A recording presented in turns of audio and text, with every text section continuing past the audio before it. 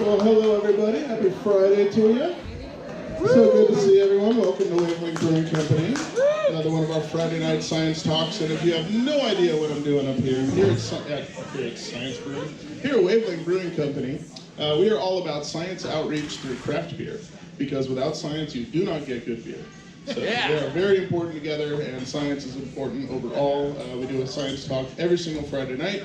If we have clear skies and something to look at, we also break out our telescopes. We already have set up the BFT out there, the Big Friendly Telescope. It is a 14-inch sky watcher. I have a beautiful moon over the brewery right now. But first, let's welcome tonight's presenter, his second talk here at Wavelength. We really appreciate his support. Please put your hands together for Mr. Derek Rook.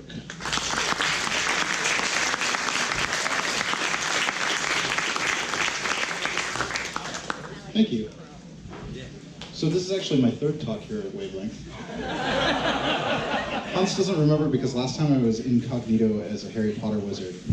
Was anybody here for that talk? A couple of you? That's very kind of you. Was anybody here for the previous talk? Becoming an internet hard target? Yeah? How many of you guys that were here for one of my previous talks just came because you wanted to see me hack some stuff? I have bad news, I'm not hacking anything tonight. That's okay, I know. So there's a telescope outside if you guys get bored. So one of the things that I did do in my previous talk is scare the living daylights out of some people. I hacked my own laptop, turned on the webcam, did some other crazy stuff. How many of you, the few of you that were at the previous talk, went home and put tape over your webcam immediately? No one? One person? Two people? Good, great. Did you do anything about your microphone? So I can turn that off too. Okay, cool. So what we're going to do tonight is kind of take a step back from the shock and awe of hacking and really just talk about how security professionals rate risk and deal with risk in our everyday lives. So before we get too started, or too into things, maybe my laptop, there we go, cool. Nothing that I do or say here reflects the opinions of my employer. I'm speaking purely for myself. They're very enthusiastic about me doing this community stuff, they just don't want to be mentioned in it. So a little bit about what I do and why you should pay attention to what I do. I am an ethical hacker. I am a professional hacker. It's what I do for a living. I actually run a team that does it. I have several security certifications, a bunch of letters after my name, but I'm not a doctor, so I don't actually put them there. And I'm part of the 501st, so some of you might be familiar with the 501st. We're here occasionally. Yeah, let's hear it for them. We do a lot of good work in the community. So let's get back to the thing that we left you with last time. When last I left you, we had a healthy sense of paranoia. A little bit of like, oh my God, they can do what? It's not always healthy though. I just mentioned the webcam, and what a lot of us like to do, and you see this all over the place in businesses, is they put tape over the webcam. But as I just mentioned, I can turn on your microphone, I can do all kinds of crazy stuff, and nobody ever does anything about that. So of the people that have tape over their cameras, how many of you guys have regular, everyday backups of your computer? A couple of you? That's really good. I'm surprised. It's usually far less than that, and there are only about 4 of you. So something that's statistically much more likely to happen to your computer is something called ransomware. Has anybody heard that term in the news? Yeah. It was really popular in 2017. For those of you who don't know what it is, basically you run a program unintentionally, and it just encrypts everything on your hard drive. The only way to get your files back, by the way, is either restore them from a backup or pay a butt ton of money. So generally people don't have that kind of money, and they go to restore and they go, oh, wait, I don't know what restore is because I don't have any backups. So we're going to slow down. Those two things are really bad, but how do you evaluate how bad they could be, how likely they are to be? We do something in security called threat modeling, and this is the name of the talk. Yep, I'm being that guy. We do something in security called threat modeling, and really what it is we take a look at the overall attack surface that we have in a program or a system, a network, whatever. We think about the type of stuff that could go wrong in that system or network. We think about, well, we have a web server running and that could get attacked. We have an email service like Gmail that's just hanging out in the wind. Anybody can try and log into it. That's an attack surface. When we write applications, we have various entry points into that application. Those are also attack surfaces. So the first thing we have to do is we have to evaluate those threats. We have to think of all the things that could go wrong. The next thing we do, I apologize, I didn't bring my clicker. Usually I'm like way over here, but is we have to measure the impact of those threats. If they actually get a hold of something, if they're able to run something on our computer, what are they going to do? Are they going to turn on our webcam? Are they going to turn on the microphone? Or are they going to steal our tax documents? Or are they going to, install ransomware? We move on from that and we start thinking about the different mitigations that we can do. How we can prevent someone from doing that. The best mitigation, by the way, there is a way to make a computer system completely secure, 100% secure. You fill it full of cement and you throw it in the ocean. So you have to start measuring the effectiveness of the mitigation versus what it actually nets you as far as usability and stuff like that. So there's a weighing that goes on. When we do security awareness, I'm sure a lot of you have this at your businesses where you have to sit down for an hour and sit still and listen to some idiot on a stage talk about security. This is sounding really familiar. Have I mentioned I appreciate you guys being here tonight? But those talks, and if you've heard me rant about this before, are some of my least favorite things ever. Because we never give you any real advice. We just say, don't run anything, don't click anything. Don't use your computer, basically, is the kind of advice that we give. And if you notice, people still click on stuff, and they still run stuff, and they still do all the stuff we tell them not to do. Well, the secret is that so do security people, and yet we generally, and we do from time to time, but we generally don't run malicious stuff. And we do it because we think about things, we evaluate what could happen, what the threat vector is. So I have a couple case studies for you tonight. We're going to go through this a little bit quickly, and then I've got one where everybody's going to kind of join in at the end. Okay? So who heard about the recent Facebook thing? I heard somebody say, which one? So there's been a couple.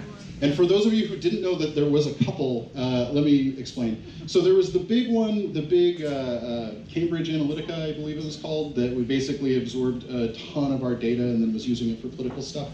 There was another one that a lot of people don't know were separate. And that separate one was that people were realizing that Facebook, in addition to all the stuff that was on Facebook, also had access to all of our call records and our text messages. People aware of that one? Messenger. Yeah, through Facebook Messenger, exactly. So what other people don't realize is there were a lot of people coming out after the fact, very smug, like saying, well, I don't have Facebook, I win. I told all of you the whole time not to use that devil thing, and now you're paying for it. Well, guess what? They have your stuff too. And you know why? Because they got the data off of your friend's phone that was using it. So even if you didn't have Facebook, they had the stuff. Now, what do we do about it? When your friends or you, when I was running Messenger for a while, when you first install Messenger and you run it, this window pops up. And it's probably a little small for a lot of you to see, but basically what this is asking you is, do you want to send text messages and receive phone calls through Messenger? And if you click yes, then another window pops up and says, your contacts and information are going to be continuously synced with Facebook servers so that you can see when all your friends are on Messenger. And so we get all your data. They don't say the second one explicitly, but it's there, right? So how many people read stuff like this when they install something on their phone? 1, 2, 3, I mean, like we're talking less than 10% of the room, right? Which is, again, pretty good. We have a pretty security-aware group here. It's surprisingly good. Usually it's closer to 1, 2%. And that's in like tech conferences, you know. So that's concerning. Let's get a little bit more of a less nuanced point here. So this is a window. This is roughly what it looks like when you install an app on Android. So when you install like an Android app, how many Android users do we actually have in the room? Wow, that's pretty good. A lot of people are like afraid to admit it. They're like, oh no, the iPhone people are going to get me. I've seen people carry 2 phones. The iPhone's not even activated. They just carry it around so when they're with their friends, they can pull it out and like save the publisher. So when you install an app, you get a thing sort of like this. And what this person was trying to do was install a flashlight app. You know, you can use your camera flash as a flashlight. On the left-hand side, we have a flashlight app that wants to know your location, access to your photos, medias, and files, access to your camera, microphone, your Wi-Fi connection, and your device ID and call information. How many people think that it needs all of that stuff? Yeah, nobody. How many people read this when they install an application? Again, that's pretty good, pretty good. Not a lot of people do. So on this side, we have one that says that it needs access to your camera and microphone, and then it also needs access to the phone to prevent it from sleeping. How many people think that it needs that? A couple people. Guess what? In order to control your flash, it needs access to your camera. So that's actually a reasonable thing. Okay, it's a little counterintuitive, but it does need that. So when we evaluate how security works and the potential impact of things, we actually have to do a little bit of research. It's not cut and dry. And I'll tell you what, security people do this too. We don't just magically know. It's like, oh, it needs access to the camera. I actually had to research that. I had to go, man, everything needs access to the camera. Several things need access to my location. Let me figure out why it could need some of this stuff. And a little bit of time, 5 minutes, 10 minutes of research can save your data from flying over the internet. We're back to the webcam. I really like this one because this is the webcam is the example that I use in non-technical audiences to show hacking. And it's kind of a parlor trick. It's not nice because we don't do it a lot in our real lives. It's really not that useful. But it's something that non-security people can see and they're like, oh my gosh, that's terrible. They've seen it on Mr. Robot and they're like, oh yeah, that's real. You laugh, but Mr. Robot, the timing is pretty bad. They speed a lot of stuff up. Really, hacking is like, when I go on a job, it's probably like 12 hours sitting in front of a dark computer screen with 3 other people and we don't say a couple words the entire time. These people go in like 5 minutes, they're in the computer, you know, the police mainframe and all that stuff. But for the most part, the actual technical stuff, I have several hacker friends that are like technical consultants on that show, and they get called up all the time, say, hey, is this real? Can we do this? And they explain how it's done. And it's pretty accurate. So they turn on the webcam in the show, and when they do it in the show, all of the people that were hacked, all of the victims seem to strategically place their laptops like pointed directly at the bathroom or the shower, or like just parade up and down in front of it all the time. How many of you just leave your laptop lying around like pointed at weird places in your house? A few people. Sometimes we forget, right? But the majority of the time I close my laptop, or if it's left lying open, it's because I left it downstairs when I went to bed. And so whoever like hacked my laptop is going to have 15 hours of my cat like running back and forth. So when we think about the laptop, we have to think about a few things. What's the threat? The threat is that they're going to be able to see through our webcam, and they might catch a couple of glimpses here and there of us being weird or making odd faces or checking our teeth in the webcam. Because I don't actually know anybody that uses it for video conferencing. Like 9 out of 10 times, it's either taking selfies or you're like checking your face before you go out or something. So the other stuff you can do while you're doing this, like I said, I can turn on the microphone, and that's a lot worse. If I can turn on your microphone and just listen to you as you walk around the house and you talk about all the private stuff you do, or your bank statements or the bills that you're missing or whatever, that's a lot bigger for blackmail than whatever narrow piece of your house that your computer's watching, right? So when we evaluate the threats, we don't just evaluate the direct threat of the thing, we also evaluate, well, what else is true? How many people work with the security team or interact with the security team monthly, yearly? Anybody? A couple people?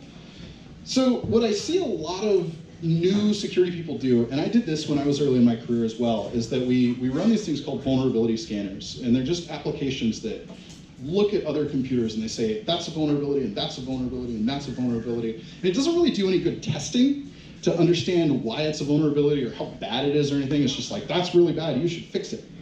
So then we take that printout and we run to the business group and we say, look at all these vulnerabilities, you have to fix them immediately or we're gonna get hacked and we're gonna be the next Equifax and it's gonna be terrible. And the first thing the business unit says is, well, how bad is it gonna be really? I mean, let's be honest, this is just a dev machine, it doesn't actually have any customer information, like, is this actually that bad? And 9 out of 10 times we have to stop and go, well, you know, actually it's not that bad. Or they'll say, well, if they have access to this, this is like 15 layers into our network. If they have access to this, they probably also have access to that, and that's really bad, right? Shouldn't we spend our money doing something about this first? So you have to evaluate the threat in comparison with adjacent threats, in comparison with other things. If they can access your microphone or webcam, you can also access your microphone. It's really easy to do something about your webcam, harder to do something about your microphone. You can still do something. Put tape over it, it'll muffle stuff. Who knows? You can hardware disable it in the BIOS. Look that up. It's not too hard. So this is where we get into the audience participation of the night. And not so much, I'm going to call people up because that'd be really weird, but I'm going to ask some stuff, and if you just want to shout it out, that'd be cool. So with a Twitter bot, how many Twitter users in the house? I just need to know if I'm preaching to nobody. Okay, there's a few of you. So for those of you who don't know, Twitter is a social media thing where you can post little micro posts. It's like Facebook with less rants, because you just can't fit a giant rant into like 280 characters, right? So it's got a lot more pictures, I find. It's like halfway between Facebook and Instagram, kind of. So there's been a lot of stuff about Twitter in the news around the election where people are like, well, there were all these Russian bots and they were posting a bunch of stuff, and then people are like, well, they're not really bots and all this crap. So there's these other bots, these good bots, right, that you can log into, and they'll scan your Twitter account and see how many of your Twitter followers are like Russian spy bots or something, right? Which is cool, I guess, right? Like then I'm like, yeah, man, I've got a bunch of Russian spies following me, and then you can compare with your friends and be like, I'm on level 12.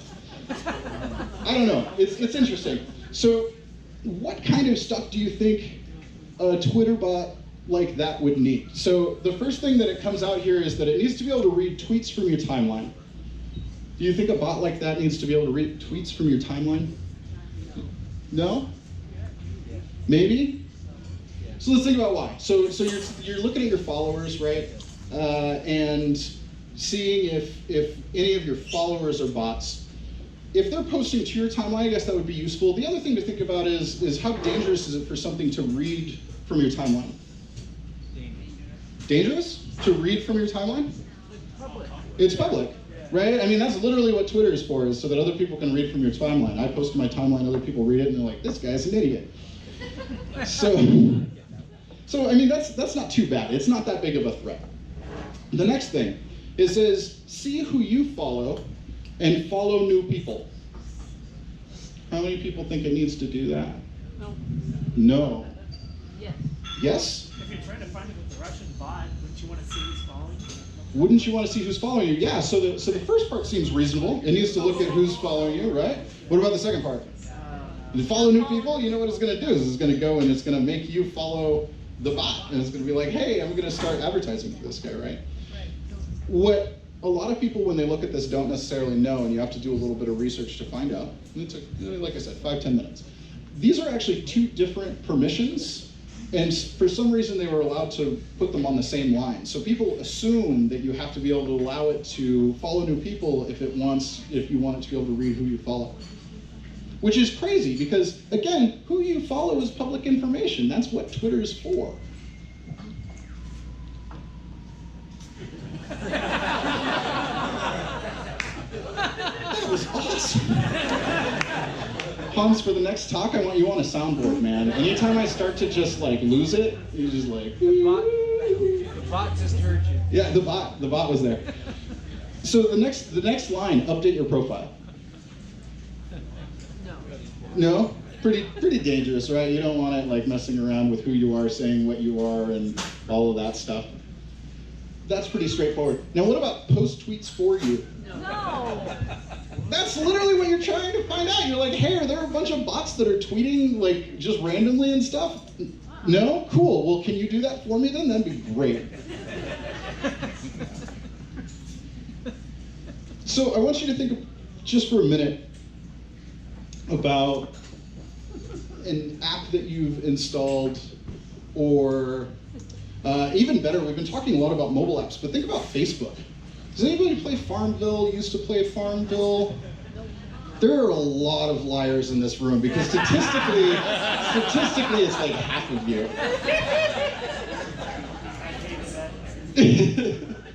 But so, I mean, just any Facebook app, like literally any Facebook app, it doesn't have to be Farmville, but Facebook apps are notorious for doing exactly this, and they don't even tell you what they need access to, right? What about trying to sign into a website and it has this awesome button that says sign in with Google? No.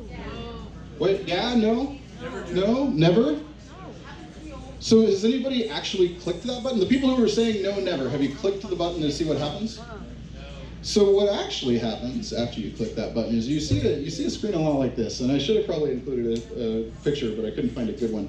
You see a screen a lot like this, and it's a variable amount of information that it's asking for. From it just needs to know your identity, which it literally needs to know because that's what logging in is verifying your identity, all the way to being able to like read and send email and all kinds of crazy stuff like this one has. The attraction to that is that you only have to remember your Google password or your Facebook password or anything like that, right? You know what I'm talking about. Like, how many passwords do we have to remember? This is crazy.